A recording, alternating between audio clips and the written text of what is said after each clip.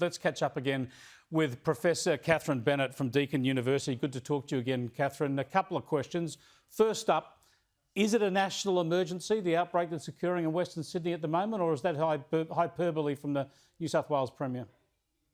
Look, I do think the size of this particular outbreak and the difficulty they're having in pulling it back in, they've contained it, but they haven't been able to close it down, is something that we should be looking at nationally, because it's a significant local infection force that we now have to manage across all states, because we don't have complete closure of borders. There is going to be some risk. She didn't talk about getting it down to zero today. Is this belated awareness or acceptance that we really are in the suppression stage now, not elimination? Yeah, they've always talked not just about total case numbers, but it was really about those people who could have been infectious and out in the community if not for lockdown.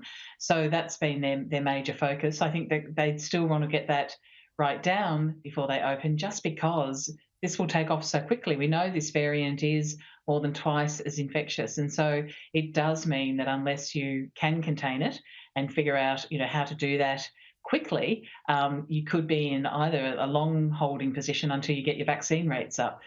If both those things work together, if they can really lift vaccination rates in the area, that'll support the public health response and make it more possible to pull this down to very low numbers, if not zero, sooner rather than later. But, you have to start it now if you're going to ask people to vaccinate, to give you that bit of extra protection against some transmission. It won't stop transmission, but it certainly reduces it, and it brings this variant back to something which would be more manageable, like the ones we've successfully managed in the past. Now, they're spreading the distance between the first and second jabs for Pfizer from 3 weeks to 6 weeks in order to get more first jabs in.